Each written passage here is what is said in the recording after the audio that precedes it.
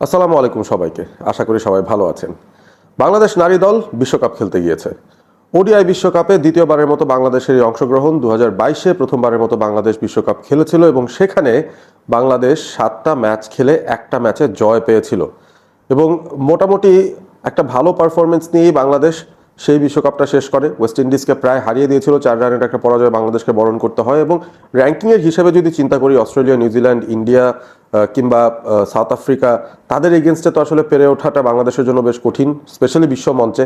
এবং বাংলাদেশের নারীরা তাদের সঙ্গে খুব একটা ভালো না করতে পারলেও ওয়েস্ট ইন্ডিজের সঙ্গে প্রতিদ্বন্দ্বিতা করেছে, পাকিস্তানকে হারিয়ে দিয়েছে। সুতরাং ২০২২-এর ক্যাম্পেইনটা বাংলাদেশের জন্য সাকসেসফুল গিয়েছিল। ২০২২ থেকে ২০২৫-এর মধ্যে এই সময়টায় বাংলাদেশকে কিন্তু ওডিআই চ্যাম্পিয়নশিপ খেলতে হয়েছিল এবং সেই জায়গাটায় বাংলাদেশ আর একটু হলেই ডিরেক্ট কোয়ালিফিকেশনে চলে যেত।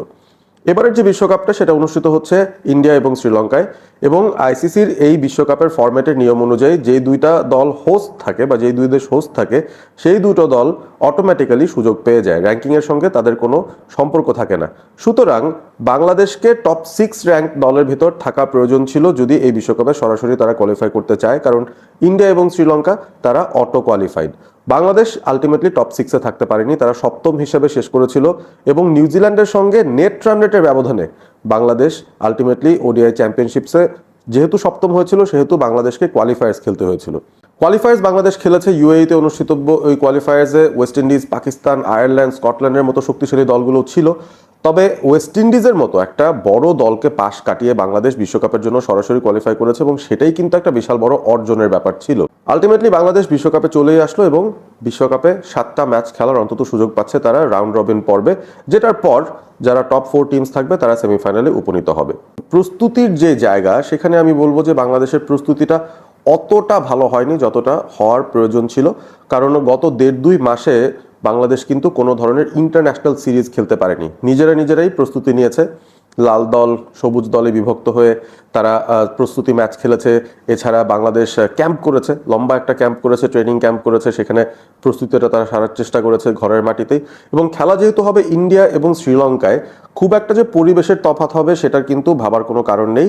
তবে আলটিমেটলি যেটা দেখা যায় যে কম্পিটিটিভ টুর্নামেন্টে খেলতে যাওয়ার আগে একটা কম্পিটিটিভ সিরিজ প্রয়োজন, সেই সিরিজটা বাংলাদেশ আসলে পায়নি এবং সে কারণে আমার কাছে মনে হয় যে ফুল ফ্লেজেড যে প্রস্তুতির জায়গাটা রয়েছে, নিজেদের অবস্থানটা অ্যাকচুয়ালি কোথায় আছে সেটা অ্যাকচুয়ালি বোঝার সুযোগ বাংলাদেশের হয়ে ওঠেনি।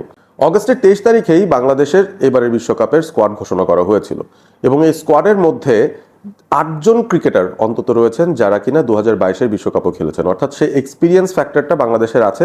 এবং সেই সময়টায় সেই ক্রিকেটাররা যতটুকু নবীন ছিলেন, যতটুকু ইনএক্সপিরিয়েন্স ছিলেন, এই কয়েক বছরে কিন্তু সেই এক্সপিরিয়েন্সটা তারা গেইন করেছেন। এবং আমাদের কাছে অন্তত ধারণা যে বাংলাদেশের এই যে দলটা রয়েছে, যে স্কোয়াডটা রয়েছে, সেখানে যেই কোর ক্রিকেটাররা আছেন যারা গত বিশ্বকাপেও খেলতে পেরেছেন এবং মোটামুটি এই কয়েক বছর ধরে বাংলাদেশের মূলত পারফরমেন্সের পেছনে যারা মূল ভূমিকা পালন করেন তারা কিন্তু সবাই দলটার মধ্যে আছেন। এবং সেই সাথে আরও 7জন রয়েছেন যাদের দারুণ প্রতিভা, আমরা গত 2 বছরে তাদের পারফরমেন্স দেখেছি। সেই 7জনের মধ্যে রয়েছেন মারুফা আক্তার, সেই 7জনের মধ্যে রয়েছেন রাবেয়া খান এবং স্বর্ণা আক্তার। তারা কিন্তু গত 2 বছর ধরেই বাংলাদেশকে দুর্দান্তভাবে টি20 ইন্টারন্যাশনালস হোক কিংবা ওডিআইতে হোক পারফর্ম করে দেখিয়েছেন। সো ওই দিক থেকে যদি আমরা চিন্তা করি, পরিসংখ্যানের দিক থেকে যদি চিন্তা করি, বাংলাদেশের এবারের দলটা অন্তত 2022-এর দলটার থেকে অনেক বেশি স্টেবল, অনেক বেশি কনফিডেন্ট এবং অনেক বেশি অভিজ্ঞ। 2022-এ বাংলাদেশ খেলতে গিয়েছিল নিউজিল্যান্ডে এবং পরিস্থিতির বিবেচনায় এখন কিন্তু ইন্ডিয়া এবং শ্রীলঙ্কাতে যেহেতু খেলা হবে, বাংলাদেশের জন্য আমার কাছে মনে হয় একটা সুবিধা থাকতে পারে। তাদের যে মূল স্ট্রেংথের জায়গা স্পিন ডিপার্টমেন্ট, সেখানে কিন্তু বাংলাদেশ অনেক দলকেই টেক্কা দেওয়ার ক্ষমতা রাখে। অর্থাৎ গত বিশ্বকাপের তুলনায় এই বিশ্বকাপে বাংলাদেশের ভালো করার পেছনে আমার মনে হয় কন্ডিশন একটা রোল প্লে করতে পারে এবং বাংলাদেশের স্পিনাররা সেখানে খুবই গুরুত্বপূর্ণ একটা ভূমিকা পালন করতে পারেন। গত বিশ্বকাপে যেহেতু মাত্র একটা ম্যাচ জিতেছিল, এই বিশ্বকাপে বাংলাদেশের অন্তত একাধিক ম্যাচ জেতার একটা পরিকল্পনা থাকা উচিত। এবং সেই জায়গাটায় বাংলাদেশের প্রথম যে ধাপ সেটা হচ্ছে পাকিস্তানের এগেনস্টে ম্যাচ। প্রথম ম্যাচটাই বাংলাদেশ পাকিস্তানের এগেনস্টে খেলছে, যাদের সঙ্গে তারা 2022-এ জয়লাভ করেছিল এবং খুব মেমোরেবল সেই উইনটা ছিল বাংলাদেশের বিশ্বকাপের একমাত্র জয় নারী দলের পক্ষে। তাদের এগেনস্টেই কলম্বোতে আর প্রেমাদাসা স্টেডিয়ামে প্রথমবারের মতো বাংলাদেশ খেলতে নামবে এবারের বিশ্বকাপ মিশনে। এবং পাকিস্তান ম্যাচের আগে বাংলাদেশের ক্যাপ্টেন নিগার সুলতানা জ্যোতি তিনি কিন্তু মেনশন করেছেন যে আসলে কনফিডেন্স লেভেলটা তাদের ভালো আছে, প্রস্তুতি তারা যতটুকু নিয়েছেন ততটুকুতে তারা সন্তুষ্ট এবং একটা ভালো পারফরমেন্স তারা উপহার দিতে চান। এবং এই নিগার সুলতানা জ্যোতির কথার সাথে আমি অন্তত একমত পোষণ করছি, কারণ এক্সপেকটেশনটা আগের থেকে বেড়েছে। সেটা শুধুমাত্র আমরা ফ্যান হিসেবে জাস্ট আশা করছি ব্যাপারটা এরকম নয়। বাংলাদেশের যে এক্সপিরিয়েন্সটা রয়েছে সেটার একটা ধারণা আমি আপনাদেরকে দিতে পারি যে ওডিআই ক্রিকেটে, উইমেন্স ওডিআই ক্রিকেটে বাংলাদেশের মেয়েদের অবস্থানটা কোথায় বা তারা কি করছে এই মুহূর্তে।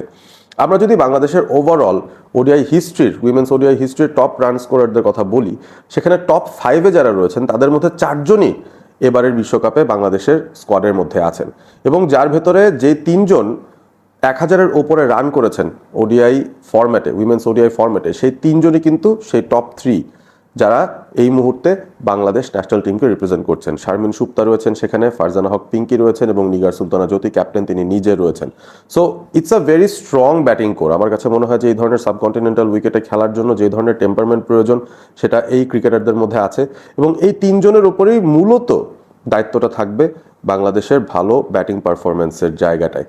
সেই সাথে আমরা যদি অলরাউন্ডার ক্যাটাগরিতে চিন্তা করি, সেখানে রাবেয়া খান আছেন, সেখানে স্বর্ণা আক্তাররা আছেন, সেখানে ঋতুমণি আছেন, খুব ইম্পর্ট্যান্ট একজন ক্রিকেটার।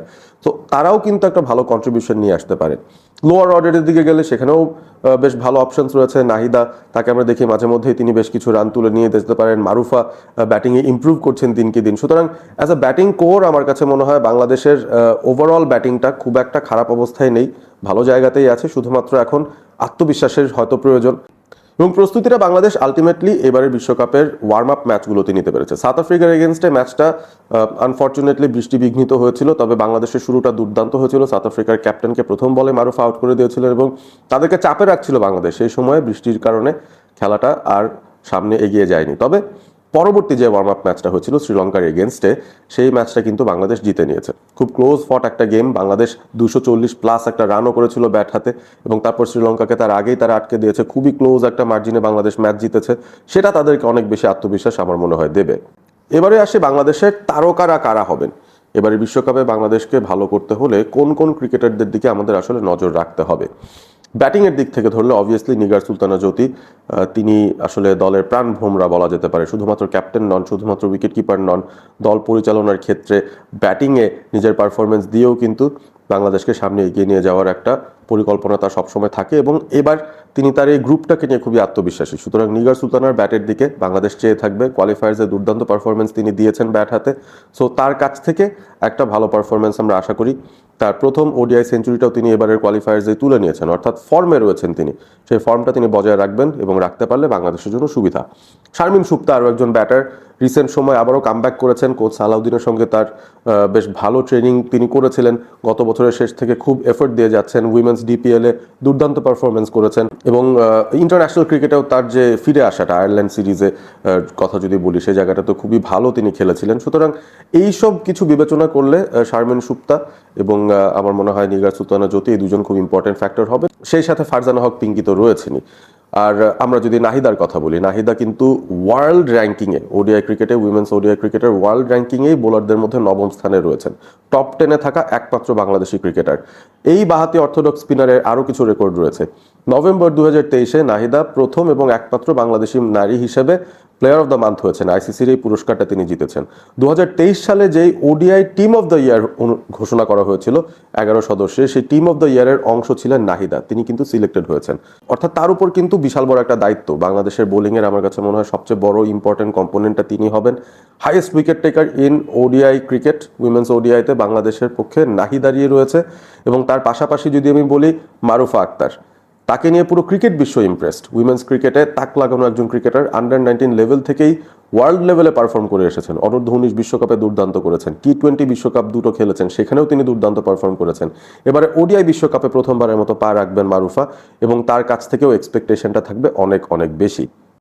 তো আপনাদের কাছে দিন শেষে কি মনে হয়, বাংলাদেশ উইমেন্স টিম যে স্কোয়াডটা তারা গঠন করেছে, যে স্কোয়াড নিয়ে তারা বিশ্বকাপ খেলতে যাচ্ছে, পাকিস্তানের বিরুদ্ধে প্রথম ম্যাচটা জিতে তারা কি শুভ সূচনাটা করতে পারবে, নাকি শুরুতে একটা ধাক্কা খেয়ে যাবে? সেই ব্যাপারটা আপনারা জানিয়ে দিতে পারেন কমেন্ট করে। এবং এই ওভারঅল টুর্নামেন্টের মধ্যে বাংলাদেশের কোন কোন নারী ক্রিকেটারদের দিকে আপনাদের নজর রয়েছে, কারা ভালো করতে পারেন সেটাও জানিয়ে দিতে পারেন।